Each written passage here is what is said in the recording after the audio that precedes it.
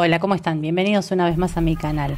Hoy les quiero contar cómo fue mi experiencia en un grupo con otras personas con esclerosis.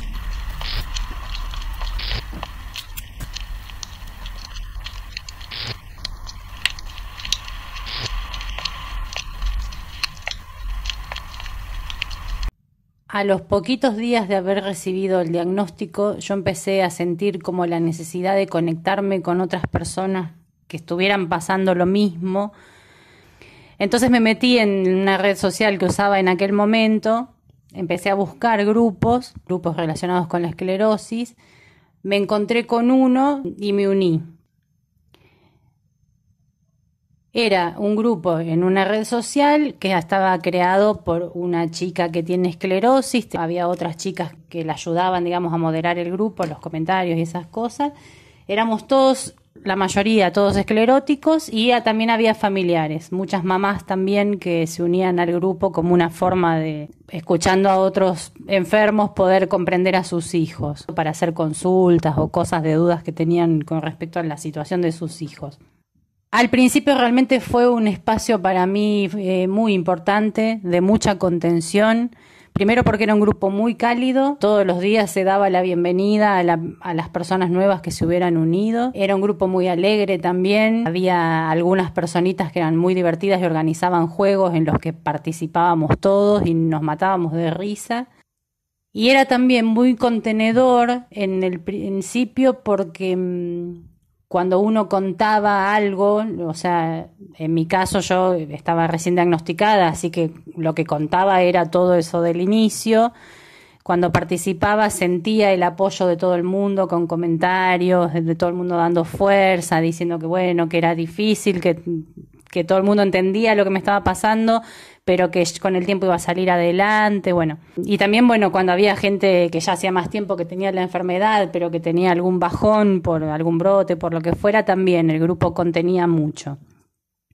De hecho, me ayudaron mucho también al principio con el tema del tratamiento, que eso se los voy a contar en el próximo video. Me ayudaron mucho al principio a bajar un poco el miedo y después también en algunas situaciones concretas que me sucedieron después de inyectarme, el grupo me orientó. Así que al principio fue realmente muy importante para mí. Yo de hecho entraba todo el día al grupo a ver qué comentarios había, qué cosas había. Me divertía mucho y sentía que me hacía mucho bien. Pero con el tiempo lo que me empezó a pasar fue que en algunas cosas me asustaba. Algo lo di a entender en el video anterior. Hay cosas que tienen que ver con las características particulares de cada persona. Digamos que no quiere decir que el grupo sea malo en sí mismo. Creo que a mí, por mis características particulares, yo ya se habrán dado cuenta en los videos anteriores que soy muy asustadiza, muy miedosa.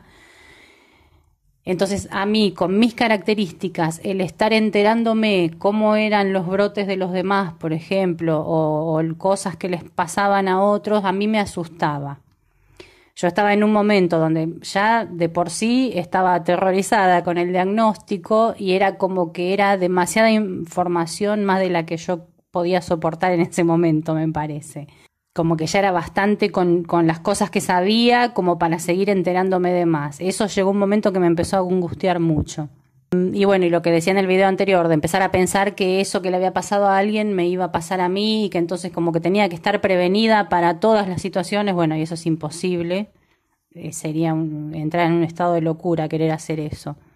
Y después por otro lado me pasó también que cuando yo, con el paso del tiempo y con la terapia, empiezo como a querer ir aceptando de a poco la enfermedad, como correrme de ese lugar de víctima en el que quizás me había puesto al principio, como que no quería vivir toda la vida quejándome y enojada por el diagnóstico, sino que quería poder ser feliz, como también decía en el video anterior. Yo empecé a sentir que a veces el grupo no me ayudaba en eso. Estoy convencida de que había un montón de personas en ese grupo que tenían una actitud positiva, que habían logrado ir aceptando la enfermedad y que realmente transmitían buena energía, digamos, por decirlo de alguna manera. Pero también, obviamente, éramos muchos en el grupo, entonces quizás había también otras personitas que les costaba más o que estaban en una situación más de angustia o una mirada más negativa, más pesimista. no solo estábamos en el inicio de la enfermedad, sino algunos que ya tenían años con la enfermedad, pero bueno, como que estaban en otra actitud. Y a mí en ese momento, ese tipo de comentarios más, no sé si eran negativos, digamos, pero como que a mí me caían como negativos, también me empezó como a molestar. Si bien me parece importante reconocer y aceptar y sensibilizar a los demás de que la incomprensión es real, hay un montón de situaciones que son reales y que uno las vive, pero también, como les decía en el video anterior, creo que llega un momento en el que uno tiene que empezar a hacer el esfuerzo de modificar eso. Es cierto que en un montón de situaciones uno se va a sentir incomprendido, pero como se siente incomprendido un montón de gente que no tiene esclerosis en otras cosas. Entonces como que a veces me parecía que esas ideas tan así, tan fuertes, como bueno, nosotros somos los incomprendidos en el mundo, llegó un momento que me empezó como a molestar, como a chocar, a decir, yo no quiero estar en esa actitud, yo no quiero toda la vida sentir que soy una incomprendida en el mundo. O lo mismo también, otra de esas frases que suenan todo el tiempo y que son reales. Bueno, soy uno más, por ejemplo, un comentario típico que aparecía muchas veces, bueno, uno más o una más de los que son abandonados por su pareja después del diagnóstico. Que a ver, es cierto, es un dato real. Yo en los artículos que estuve leyendo para los videos anteriores encontré incluso unas estadísticas de que es real que el mayor porcentaje de las parejas que existían en el momento del diagnóstico se terminaron disolviendo. O sea, es un dato real. De hecho, en mi caso pasó eso. Pero en mi caso yo tampoco creo que haya sido por la enfermedad. Creo que había otras cosas. Pero bueno, no importa, eso se los contaré algún otro día. Entonces, es cierto que es difícil afrontar para uno y para la pareja afrontar el diagnóstico y que es cierto que muchas parejas se disuelven. Pero hay muchas que se sostienen. Y también es muy alto el porcentaje de gente que una vez que rompió con la pareja que tenía en el momento del diagnóstico, volvió a formar pareja con otras personas. O sea, no quiere decir que todos los escleróticos después del diagnóstico se quedan solos. Entonces me parece que también hay una cuestión como de actitud ahí, pero como que me empezó a chocar esa actitud de, bueno, acá estamos, los incomprendidos, los solos porque nadie nos quiere con esto. No sé, me empezó como a hacer mal, porque yo sentía que por un lado quería modificar todas esas ideas que tenía en la cabeza y como que el grupo me las reforzaba, me las potenciaba, como que me tiraba para atrás en vez de ayudarme a mirar la cosa de otra manera. Así que bueno, fue eso lo que me pasó con el grupo, de asustarme por un lado y por otro lado de sentir que no me ayudaba en este proceso de aceptación de la enfermedad. En el momento en que yo decidí como tomar distancia, fue con la intención de no de cerrarlo para siempre, sino de dejar la puerta abierta para que algún día, porque estoy convencida de que algún día puedo llegar a sentirme bien de vuelta o a necesitar de vuelta al grupo, entonces es como una puerta abierta. Pero bueno, también aceptando que bueno, en un momento no me ayudó y estuvo bueno poner distancia, cuando sientan que necesito de vuelta, volveré. Y creo sí que un dato importante, que yo lo dije en alguno de los videos anteriores, que es bueno que los grupos de enfermos estén coordinados por profesionales. Obviamente yo no es que estoy diciendo que este grupo tendría que estar coordinado por un profesional, porque es un grupo de una red social que creó una paciente y está todo bien, digamos. Pero sí creo que yo había puesto en ese grupo expectativas que no eran. O sea, yo esperaba encontrar en ese grupo un grupo terapéutico y obviamente no lo era. Era un grupo de gente y de familiares con la enfermedad que, bueno, que se habían agrupado y que conversaban y cada uno decía lo que quería.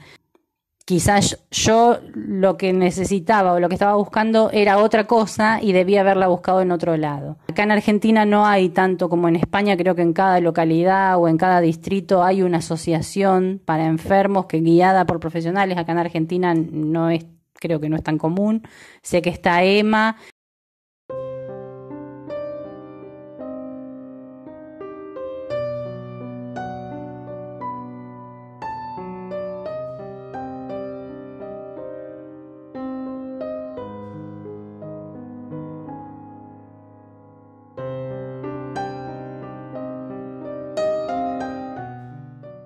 Y después sé que los laboratorios que fabrican las medicaciones suelen hacer también grupos de apoyo o jornadas con sus pacientes. pero no hay tanta posibilidad como en España, por ejemplo, que uno pueda decir, bueno, cerca de mi casa tengo un lugar al que ir y donde encontrarme con gente que tiene lo mismo y coordinados por un profesional.